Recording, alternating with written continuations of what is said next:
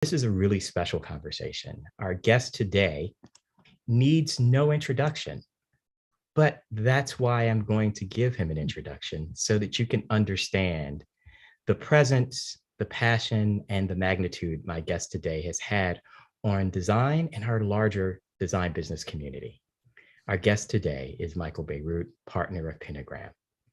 Michael Bierut is a graphic designer extraordinaire, a design critic, an educator, a servant leader in his profession.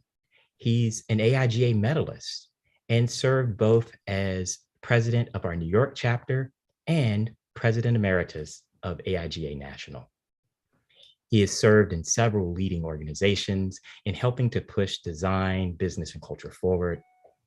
He's been a part of the Cooper Hewitt National Design Awards, and he's been the Henry Wolf resident in graphic design at the American Academy in Rome. Serving as a senior critic in graphic design at Yale, he's lectured on the practice of design and management, both at Yale School of Art and the Yale School of Management. He's the co-founder of the website Design Observer, and has written numerous volumes. His monograph that we'll talk about a little bit today is simply entitled, what I love, How to Use Graphic Design to Sell Things, Explain Things, Make Things Look Better, Make People Laugh, Make People Cry, and every once in a while change the world. Today, I'd like to welcome my friend, Michael Bierut. Welcome to the Fireside. Hi, Benny. Happy to be here. Happy to be here with everyone. Well, it's really great when we talk about kind of leadership and service for a community. It's incredible just over the years, your commitment, your name always pops up. And even this morning, our friend Cheryl Heller, our last medalist, mentioned in a quote, she shared online a photo and an article of your service on AIG's very first diversity task force.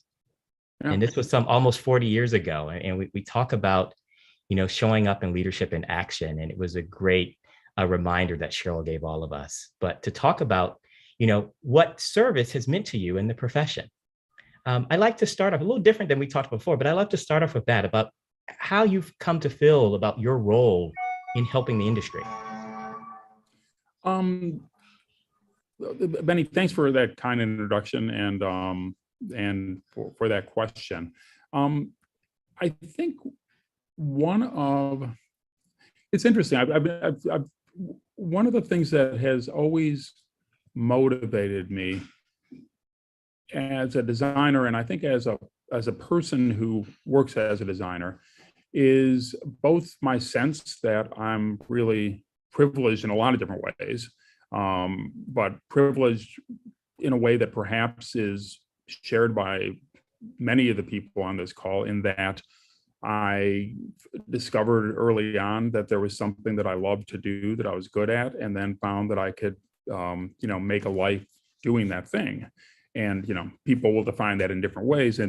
For someone in my generation, it was probably finding you were good at doing something like drawing and creating art, right, and then discovering there was that you didn't have to do that on Saturdays. You could actually not only do it, as a job for a living, but also do it in a way that could affect the lives of other people, that could enter right, their worlds in different ways.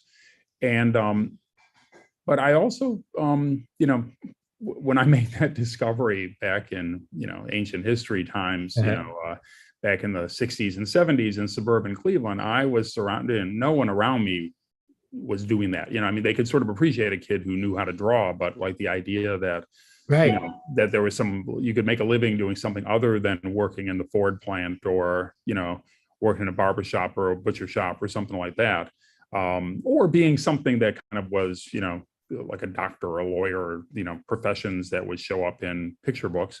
No one knew anything about like the idea of, working as a professional, quote unquote, graphic designer. And, a lot of things that motivate me, have always been my remembering what it was like being surrounded by people who sort of didn't understand or care that much about the things that I was passionate about, and my desire to kind of open up those worlds to them. So I think one of the things that I got almost good at by necessity was explaining what design was in terms that non-designers could understand. I'm married to a non-designer. My mom and dad were non-designers. My three adult children are all non-designers. So I'm hemmed in on all sides by people who not only, they understand what I do, they're actually very healthily skeptical about what I do. They're my fiercest critics. They will sort of, I've got my famous younger daughter has often said, "You're doing that thing you always do, Dad, where you're taking something, tweaking it and saying, there, I fixed it for you." And I'm in the process right now of designing her wedding invitation. So, you've taken that role on as both dad and designer. Yeah, it's not. So I think I should give you credit for that, but I don't know. Yeah, or credit or sympathy, whatever you want. But I do think that part of, I think, what my journey was in a way, interestingly enough, this is going to sound oxymoronically like bragging, but I think the older I've gotten, the more humility I've acquired about the role that people who do what we do play. When I first graduated from design school, I sort of thought, why doesn't the world know or care about this thing that I spent 5 years studying? There's something wrong with them, and it's my job to go out there and just bang their heads together till they really realize what a genius I and my colleagues are, in that we kind of possess these special gifts. And then you really realize that you have to reach people that that's preaching at them and kind of looking down at them, and kind of trying to, quote unquote, teach them about the importance of design. You have to live it and demonstrate it and do it in ways that are relevant to their lives and the way that they live, and be prepared to fail, be prepared to be misunderstood, be prepared to listen to people as they're telling you what reactions they're having or not to the work that you're doing. And I think learning how to listen and learning how to learn from that has been probably the thing that actually made the biggest difference for me. And the thing, in fact, that I got out of that service, it's funny, I remember really clearly what a revelation that conference was that Cheryl was talking about, that very first Wise Graphic Design 98% White conference that I think must have happened maybe in the early 90s or so. It was a long time ago. And it was just revelatory to me. It really was. I can remember where I was sitting in that room. I remember, how the chair felt under my butt. I really have a really keen muscle set of memory of that event. And again, it was a learning experience, not a platform for me, certainly, but it's just a place for me to enlarge my own view about what role our profession could play in advancing the world at large. So, what's interesting for me is when you talk about, being in Ohio and studying graphic design and being in Cincinnati, there were people around you who created kind of pathways for you, who were mentors. And it's keen to see that over your career, you've adopted that same role for many other people, kind of spacing in there. But take me back to Cincinnati, when you were there, what did success look like for you? What did you think success would be when you were studying graphic design in Cincinnati and in your early days? I had a dangerously narrow view of success. I mean, I think hidden away in my attic somewhere is a journal that I kept back in the 70s in high school through college, where God help me, I think somewhere in there in my teenage handwriting are the words, I want to be a famous graphic designer. And this is and also I just wanted to qualify that and make it sound not quite so stupid or embarrassing. No one had ever heard of famous graphic designers back then. Oddly, Benny, I can't even figure out how I came to know what their names were pre-internet. I think Milton Glaser had just published a book called Milton Glaser Graphic Design that my mom, God bless her, managed to find at a downtown department store in Cleveland and give it to me as a Christmas present. And so, Milton Glaser was the most famous graphic designer in the world to me. And I just wanted to do what he did. And I just, I think what my biggest dream was, if someone was standing in a record store flipping through covers they would Right. come to one that I had designed and turn it over and think, this is cool. I want to buy this record. And, because that had happened to me many times. And I knew the names of record cover designers as much as I knew the names of the people playing In the instruments on the band. Right. records. That's how nerdy I was. I want to be one of those guys, like sort of like, I can't play an instrument, but you can say, hey, I'm with the band. I designed their cover. And that was close enough for Right. me. I think that was sort of what success looked like. So if that's my measure of success, I'll point out that I've never designed a record cover or even a CD cover or an MP3 cover or anything like that. Unlike my partner, Paula Scher, who knows that her obituary will say Paula Scher, famous designer of Boston's first debut album cover. She lives in constant dread of that, famously. So I live vicariously through her as far as that goes. There you go. So skip ahead. I'm going to keep on this theme of Yeah. thinking about success. So now we move to the early 90s and you're at Pentagram. What was your definition of success then? Well, I think I really, I may have kind of had a, what's the word for it? A kind of like I was a little bit of a late bloomer. I sort of had a delayed maturity in a way, because in between graduation and joining Pentagram, I worked for 10 years for, probably the key mentor I had in my life, Massimo Vignelli, a legendary designer who was, president of AIGA, president of AIGA, sort of like one of those names that I knew, and who was a hero and role model of mine. And who ran an office very much like an atelier in a way that I think probably is almost, a historic model that's not really operant anymore. Right. You'd virtually apprentice yourself to a man Mhm. like Vignelli and learn the trade through that process, right?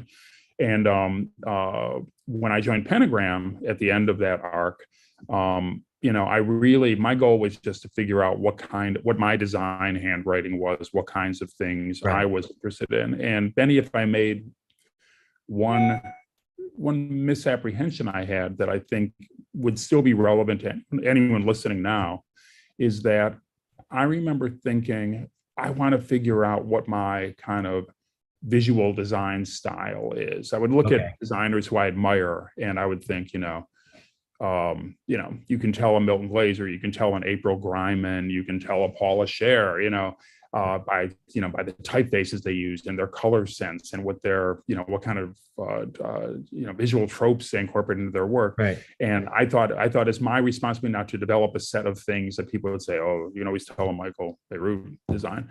Right. And instead, that's the wrong way to do it. The thing that I Right. realized was, what you need to do is just find out what subjects you're interested in. What are you curious about? What excites you? What people, if you're in a room with someone, where can you draw the energy and inspiration from those Right. people? And how can you contribute to that energy and inspiration? So it's got almost nothing to, you sort of can't force the, thinking about the work is important, but thinking about kind of that craft as the starting point, for me at least, it was just sort of like, it just got it backwards. I just kind of learned, when I look back at work I had done, particularly in those days, the things that I judged as the most successful were things where I just connected with the problem, with the subject. I cared about the mission of the organization. I vibed with the people who were representing it. Then there are other things where I was just sort of discharging, or, my responsible professional role, doing a good job. But, I would look at those things and think, oh, you can really tell that's not something that I cared as much about. And I think, and the lesson that I drew from that was, the more things you care about, the more things you can get excited about, the more things you can be curious about, the more access you'll have to a world of things that you can participate in. And some people are specialists. They just, their interest is, say, fashion, or their interest is sports, and they sort of like, kind of plow a fairly narrow Right. road through that, which I think is perfectly valid if that's what your passion is. I've always been, had a really broad, capacity for spreading my attention around, even too thin sometimes, Right. and just ended up, I think, coming into the 90s, realizing that if I got a call from someone and they would say, can you do some graphic design for me? I would use that as an excuse to kind of go underground into their world, and, Right. and so I could find myself in, football locker rooms or newsrooms or, scientific laboratories, and without being good at sports, having taken a journalism class, or, Right. getting anywhere beyond biology one, suddenly, I'm in rooms where people are purporting to decode, the genome so they can cure cancer, and trying to explain it to me so I can explain it to someone else who, like me, doesn't understand it, and Right. so that idea of kind of using it, so kind of realizing that it's not so much about picking a cool typeface, although I love a cool typeface as much as any of the Right. 79 people on this call. That sort of is the thing that will come naturally if you can get engaged and excited and energized by the subject matter and the work and the interplay of personalities and the ambitions that everyone shares about putting something out into the world. Right. I think it's interesting, and even in hearing your conversation, I'm seeing a throughput of this evolution of starting off where it was about you, right? It was about the designer as this is what I'm doing. This is my signature space. You have the similar thing in architecture or in music. You can tell a song's been produced by a producer. But the shift, even in your language and the storytelling, where it doesn't become about you, but it becomes about you diving into the client. And diving into the subject matter and those interests, and ultimately that making you a better designer. And I'll extend our conversation to say also partner in moving in the work that you have. So let's talk a bit about Pentagram, which is, goes without saying is the world's largest design organization of its type. But you're a really interesting model in the sense that you're a collection of partners. In which your partners are the owners, but they're also the drivers of the work, right? Talk a bit about how, because for those who are listening and we're streaming in, our audiences in there, they're experiencing various different types of business models in spaces. And this is a unique one in which you have this kind of ultimate partner lattice built together. Benny, it's a really good question. And in fact, I sort of would, in some ways, it's completely unique, and I have trouble even explaining it to. My partners and I will disagree about what the model really is and what the key attributes of it are. Sometimes that sort of makes it interesting, but in some ways, I think it would be familiar nearly to any professional who's on this call. In that, when it was started by the original 5 designers who began it nearly 50 years ago this June. It'll be 50 years ago in June, just next month. Their idea was that, they wanted to combine the virtues of a very small model of practice led by a single person working closely with some helpers, where that person, not so much so they could have total control, I don't think, but so they could focus on engaging with the work and engaging with those things that I was talking about earlier that I find exciting, so they're never put in a position where they're just managing, huge groups of people. It's just kind of a handful of people, a dozen or so, let's say. And I think what they learned was you can only go so far with that small model. And when they joined together as 5 and named it Pentagram after that 5-sided shape that more or less described, was the org chart, because none of them were the boss. They were all equals. They all preserved their autonomy. So they would hire their own teams, pick their own clients, then pool the income and share the profits equally, share the overhead, 5 living more cheaply than any one of them could live on their own. That model became the Pentagram model. And then, to the outside world, a client who might be reluctant to hire any one of those 5 individuals because they just seemed like a lone, helpless freelancer would have more confidence with, the body of work and the size of the office that they were able to command back then in the UK in the 70s and going into the 80s. Today, it's 23 partners. In Austin, Berlin, London, and New York. Here in New York, I have 9 partners, so there are 10 of us in all. And it still works according to the same model, however. So I have, like, say, a dozen people who work on my team. We work on a lot of things independently. We're able to take on something as small as a book cover and as large as a big brand identity, but then we're able to also collaborate with each other as partners, combine our teams within offices, across offices, and work in a big open plan to encourage that sort of cross-fertilization. It always amazes me, kind of the breadth of the work that you do when I see it show up in these like really intimate startup small projects that I'm thinking there's no way in the world that Pentagram is working on this, but yet you are. And then there's these kind of big earth-shattering projects that you see that you would expect a big space in there. And I think there's some incredible value if we think about design and business and work, that you can have that flexibility. Yeah. And I think it's all because of this model that was set up by these five individuals back when I was in the ninth grade in Ohio. So I had nothing to do with it, but it's remarkable how much sort of the basic precepts of the working arrangement they established then has endured half a century later.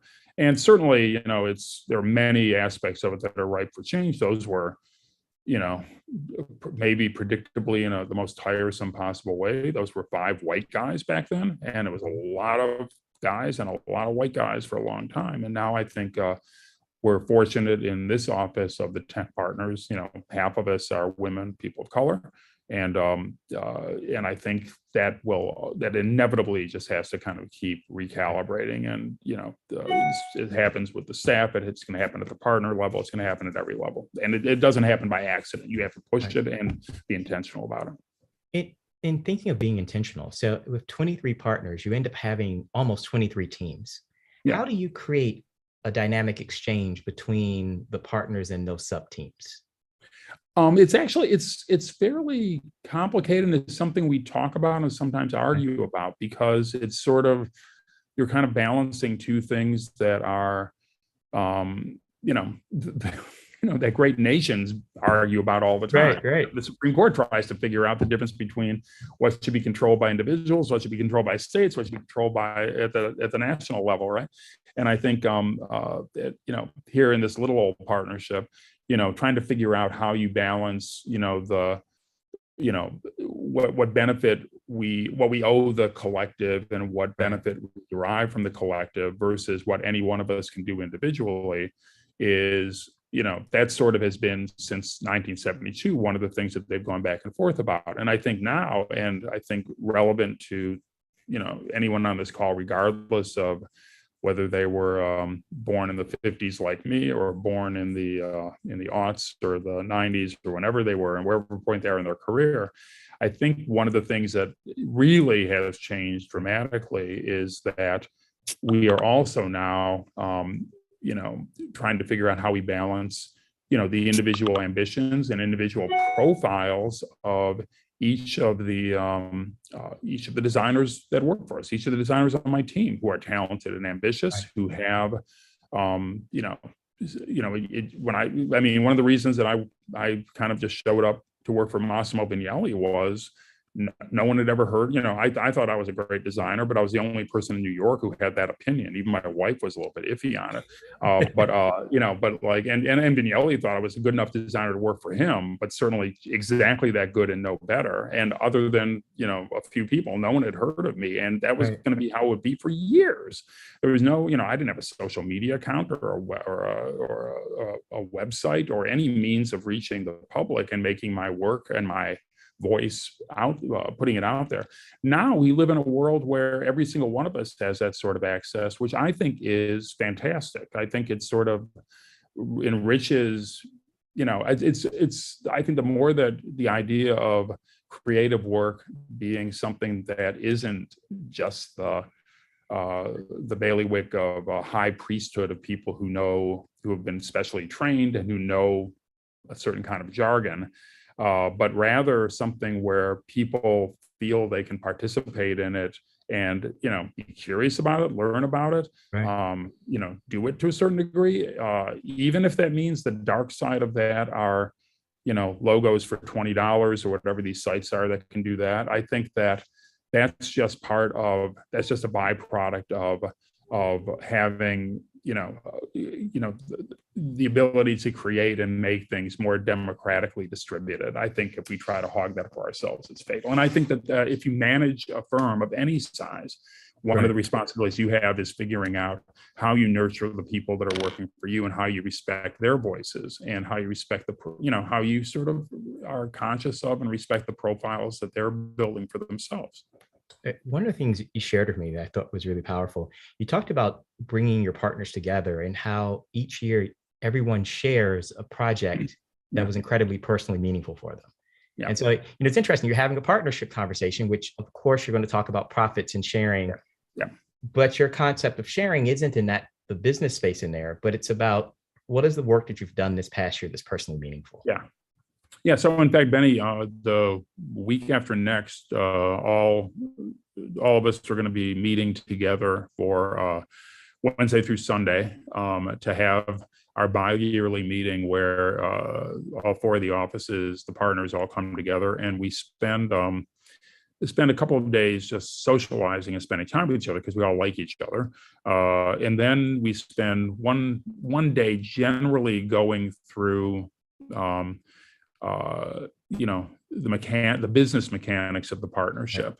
And one of the things that I think is fascinating about Pentagram's model, and one of the reasons it's unique and probably dangerously unique or rightly unique, is that because it's a partnership comprised entirely of working designers, it means that it's being run by people who all went to art school, basically, effectively, and further run by people who may have bailed out of math after algebra 2, or like me, as far as I went. I didn't take pre-calc or trig or anything, so I've got a very shaky grasp on balance sheets, particularly, and then retained earnings is something that will come up during the meeting. I still, after 30 plus years, don't quite understand what that means. It's okay, my friend, because part of the new things we're doing with AIGA, we've got courses to cover any of those gaps. Yeah, sign me up. Me up. Yeah, I can get you in to fill that gap. But okay. God bless you. I'm not sure, but it might ruin my, it might actually, I've gone this far just using the force, closing my eyes and kind of like waving a lightsaber around and actually paying attention to where the money's coming from, what it's doing, might actually mess up my vibe. But we get together, spend a day talking about business. And then in the, every day we devote part of the days to kind of conducting like a miniature design conference, like as you said. Partners will share work that was important to them in the last year or two, go into depth on a certain project, maybe just give an idea of the breadth of the work that happens, talk about challenges they were facing or problems that they had. And they're able to do it in a way that's very, can be very soul-bearing in a way that's moving and inspiring. And I think we, just as when I talk, you asked that great question about, what I was, the transition that I went through in the 90s when I first joined Pentagram, and sort of that balance between the work that you do, that's your output, that represents sort of the visual mark you're leaving behind, and kind of the ideas behind it, the process that went into it, the human equation that both shaped what the work turned out to be and what effect that work had in the world. I think we use those conversations to get into those bigger issues as well. And it's actually very daunting. I think what's comical is that not all the partners present at every one of these meetings. You sort of do it about every third meeting. And every time you learn that it's your turn to make one of these presentations, like your first reaction is to try to get out of it. I'm supposed to be presenting. My first reaction is like, don't make me, I can't. I haven't done anything good in the past 2 years. I just don't really remember what happened during the pandemic. And then I said that to Emily Oberman here, and she said, me too. It's like, can we all get out of it? Do we have to do this? And then you learn that even if you my plan is just to say, this is what happened, and these things were successful. I think these things were less successful. This was interesting for this reason, but failed for that reason. And I can do it in a way that I don't think you would necessarily do in front of an audience like this. Although I probably would at this stage of the game, but I think it's just, I mean, and it happens here every day too. One of the reasons that I came to really appreciate Pentagram was I just really enjoy doing, being around people, being able to kind of just walk by one of the designers' desks and see something on their screen that's interesting. And that person might work for Eddie Opara, or that person might work for Natasha Jen. And I could just say, geez, what typeface is that? Or what photographer is that? Or how did you do that? How did you do that? That animation you got running there? And I'd sit down and just explain it to me. Then I could wave someone over from my team who I think, we're working on a problem. I said, here, this is, take a look at this. This is really interesting. So that part of it is just like great. It's like auditing 9 master classes at once, 5 days a week. It's really great. Which is powerful. I'm going to continue on something that we started to deal with, which is a little bit of creative tension, and move from the business and your team side to the business and the client side. We're in a space where there's been a lot of change. How have you been thinking about and managing the creative tension between being in the room with the client, right, which is so much a part of what those in this call, but we all kind of experience, to this space where you can be in the room with the client and that's okay, or you can't be in the room with the client and that's okay. And where's the tension today? What are you seeing in terms of that affecting the work and your engagement? Yeah, great question. And I think it's something that, I bet everyone on this call has thought about or talked about in a way. Because I remember if you would have asked me in February 2020 what my opinion of video conferencing was, it was like my least favorite way to do design. Like if I heard that we were going to have to kind of be on a call, we might even have you on record saying that. Yeah, I know. Like I just thought, oh, it's a terrible way, just awful. I just hate that. Can't we go down there and just sit in a room and get this sorted out? Do we have to do this artificial thing where everyone's on TV? And then, March 16th rolled around, and by the end of that week, everyone knew. I'm sorry, you're on mute. I'm going to share my screen. Can you see this? I'm going to try to go to full screen. Okay, is it advancing? Can everyone see? Does everyone see a big red screen that says today's date? It's just kind of, and then it was 2 years of that, and I think we got really good at it, quote unquote. Right. But I found that one of the things that I got good at, that I think my team got good at, and then that when I looked around at my partners, they seemed to get good at it too, was, you sort of realized that every discussion in a way had to turn into a deck, a slideshow that would have 20 slides, 40 slides, whatever number of slides it had. And that meant that everything had to have this certain linearity to it that, that made everyone kind of reframe the conversation as, a narrative, like a 3-act play, or kind of, a rising and falling action. And then everything is leading up to a moment where you're trying to deliver to a kind of decision that you're trying to force. And sometimes I'm good at doing that kind of presentation when the moment's called for it. I did it for years and years and years. But other times you want to be in a room, you just want to walk into a room and have it papered with the exploration that you did, and just there's an architect that I assume a lot of people have heard of, named Frank Gehry, who we've done some projects with, and he has a way of working with clients that I think is just powerful and disarming, and explains why he gets to design those buildings, which just, if you look on their face, they're completely risky and crazy looking, but he hates being in that room doing that presentation. And he will say to the most important client in the world, okay, so we've looked at that screen. Can I just take you back in the studio and show some of the stuff we're working on? And then he'll literally just walk around the models and say, we tried this first. And unless something's going on that I've never seen rehearsed, it really looks as if he simply is walking in, and the moment he walks in, the work is as it's happening at 11:37 on a Thursday morning in LA. And he'll literally say, one of the things with this model here is that it just seemed, the weight of it seemed to be too much on the top. So what if we give me that knife, and he'll literally take Cut part of into the it. building apart and just do it right before people's eyes. And it's so, it's the exact, even though he is the classic capital S architect, right? Right.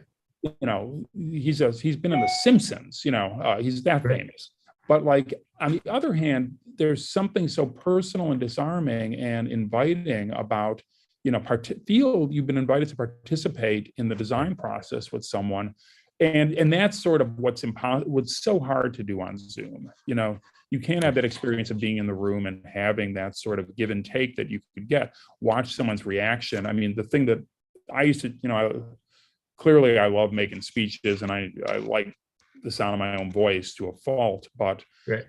I sort of like learned that in a meeting, you're not going to persuade anyone to your point of view by talking louder and faster. That doesn't work. You have to, now I just learned to like stop and say, I can see a lot of confused faces, or you look like you really hate this idea.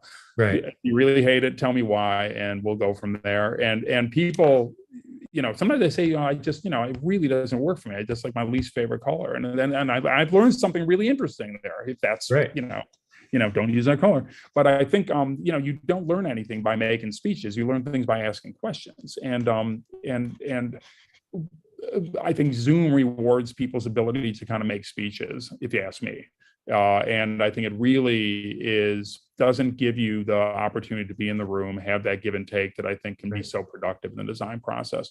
So as we're coming back to work, one of the things we're doing is, as we're working in the office here, more face-to-face time, Right. just between me and my designers, me and my partners, my designers, and their, the designers get a chance to kind of exchange ideas.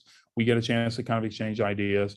That's healthy. And then, yesterday we made a trek out and sat face-to-face with a fairly new client that we're working with. And just being in the room with them, and even looking around that room, looking at the things on the wall, looking at the books on the shelf, looking at the body language of who sat where, who stood up, who would get more animated in the conversation, who sort of sat back and kind of stroked their chin. Mm-hmm. You don't get any of that information. You get very little of that information on Zoom. And not having to get on a plane and fly for, travel for 5 hours for a hour-long meeting is a useful thing too. It is good for your health, and it's good for the environment, obviously. So I don't think it'll ever go away. I just think it'll become one tool that we'll use along with others as we go forward. Well, there's a moment of discovery, and you were talking about, kind of pre-pandemic, walking around and looking over his shoulder or seeing an idea happening and kind of finding something there. So as you know, I live in DC, so it is the capital of bureaucratic efficiency. And in that, I learned that our English alphabet has 26 letters, but there are countless combinations that we can put them together to amaze and confuse us all. Yeah. And so I want to talk to you about one that starts off with a combination of FOIA. And for those who aren't steeped in that, it's a Freedom of Information Act, which gives you access to government information. And you and your team came up with a brilliantly crazy idea and project that you worked on. And I'd be remiss if we didn't talk about it for a second.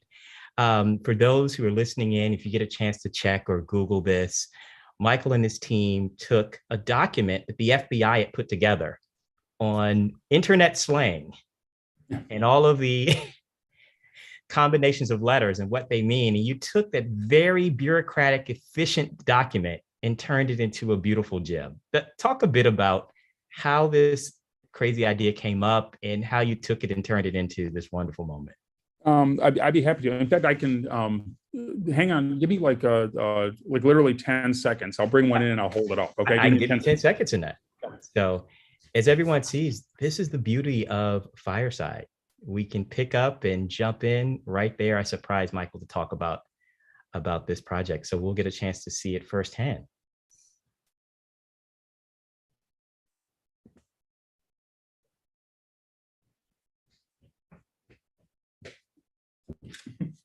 All right. I told them this Okay, is the so beauty. I told I'm not everybody going this is the to. beauty of live. This is the I'm beauty of not going live to share TV. my screen. So every year, Pentagram does a holiday card that we send out to our mailing list just for fun. And like, in the past few years, between people being displaced from their usual addresses and print being potentially dead and everything being online, we weren't even sure we should do this. I did have this idea, and part of the motivation of the idea is the newest partner in our New York office is a designer who some of you may know named Matt Willey. And Matt was for years the art director of the New York Times Magazine, and I think he's one of the best typographers and living today, and a great type designer. If you've ever seen the TV show Killing Eve, he did the main titles for that, and he's just brilliant. And I thought, well, when I'd like to, it was on me to kind of come up with a suggestion for what the holiday card could look like. And I said, okay, to do something that was based on typography, that would be nice. And I remembered when the Freedom of Information Act uncovered this document from the FBI, which happened about 5 or 6 years ago. There's a story in Time magazine, story in the Washington Post. And basically, it was when the internet was a little bit newer, when Twitter was a newer thing. And appeared, based on this document, which the FBI I don't think has ever really commented on, is that someone at the FBI was told, we need to really research things that are happening on the internet. And they use a lot of acronyms like, LOL and ROTL, and ROFL and BRB and stuff like that. And, some of these might be sinister or something. So we need to kind of have a glossary of all these internet acronyms so we can understand what's happening, in cyberspace. And so, this list is, the list I came back with has like 2,400, it's like 2,400 acronyms. It's amazing how many. It goes on for 80 pages. And like some of them are things you've heard of. And then other ones, like you think maybe someone, some FBI agent had like a 14-year-old kid and said, I'm on this team that's researching the internet. Can you like tell me what kind of acronyms you and your friends use? And that kid just made up a bunch of things, and just said, here, hey dad, or hey mom, here's here's something we use all the time. And so at any rate, I sort of went through this document, picked out my my 2 dozen or so favorite ones, and then worked with Matt Willey to kind of just do this typographic kind of guessing game where on the front it says the FBI Guide to Internet Slang. And then there's a little introduction at the beginning that sort of says, it's from the FBI's Intelligence Research Support Unit, put together an 83-page glossary with 2,800 entries. It had LOL and OMG, but it also had ones that were more obscure, like IITYWTMWYBMAD. Anyone want to guess what that means? It means, if I tell you what this means, will you buy me a drink? Which evidently people say on the internet. So, and then there's something you can sort of guess. This is rolling on the floor for no apparent reason. This is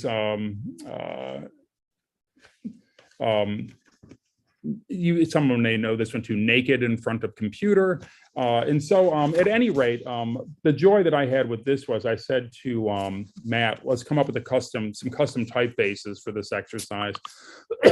And he was inspired by this, having seen a couple of news stories about FBI raids and the markings that FBI the FBI agents use on their jackets as they kind of go into action. And what's weird is that there are these, there doesn't seem to be any consistent brand standards for how the FBI writes those 3 letters FBI on the back of their jackets. Okay. And so he sort of extrapolated 2 typeface families from that, a sans serif one that's called Edgar and a slab serif one. Hang on a second.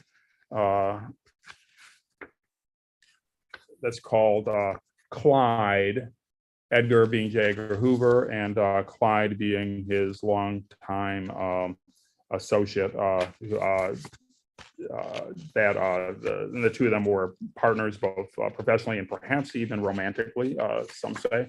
But at any rate, the whole thing kind of like goes together. And then, the very last one is the list goes on like that. And the very back, it's sort of, if you want to try to guess them, you can, but then it explains what they all are there.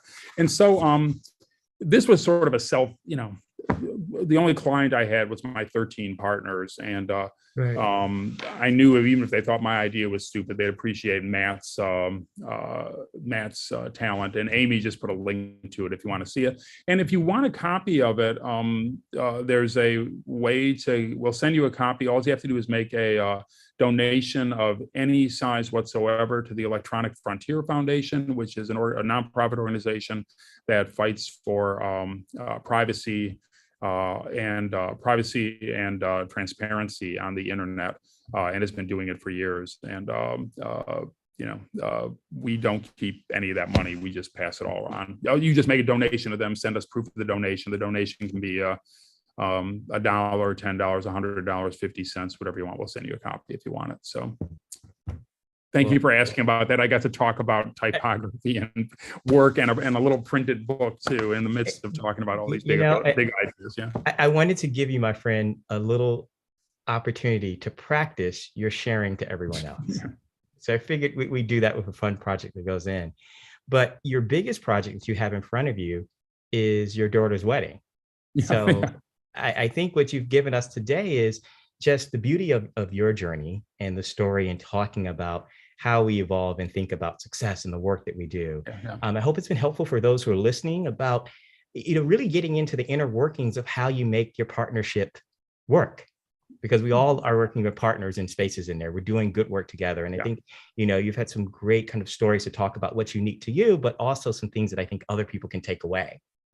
And then how we engage with clients in our new world. It's really in the intersection of design and business. So I would love to give you the last word, my friend. If there's anything you have for our growing design business leaders, right? Because we see that this is a growing part of our economy and world. Any advice you have? The only advice I would have, and I think, Bennie, you sort of set it up really nicely in the way you kind of articulated kind of the summing up. A lot of times people try to figure out what the difference is between design and art, and there are many differences, but one of them is that art is something you can do alone. Basically, you can go off by yourself and create based on your own vision, your own imagination. If you choose to practice design in any form whatsoever, at any level whatsoever, in any style whatsoever, for any reason whatsoever, you're enlisting in something that's a social activity. You will need collaborators, clients, partners, people at every level to kind of both support you and who will depend on you for support. And in a capitalist society, business is one of the ways we structure those relationships. How much your client is going to pay you for the work you're doing, what you have to do in order to get paid, right? How much you're going to be paid by your boss, how much you as a manager will compensate the people that are contributing to your team, right? But I think people tend to reduce business to dollars and cents, and really that's an important part of it. But just as important are the way we learn to modulate and have productive and even joyful relationships with people, that aren't really productive, but actually bring energy and put some good in the world, right? And I think in a way, anyone talking about business and design is really they're using the language of business as a way really to address these larger interpersonal and larger societal issues that I think comprise the context of the work that we inevitably have to do. And that's what makes this sort of conversation important. That's what makes this conference important. That's always been the very best thing about AIGA as an organization. That was why when I found out about it back in the 70s, I became such an enthusiastic supporter then. That's why I've devoted so much time to it. It really provided a framework for exploring what those relationships could be at their very best.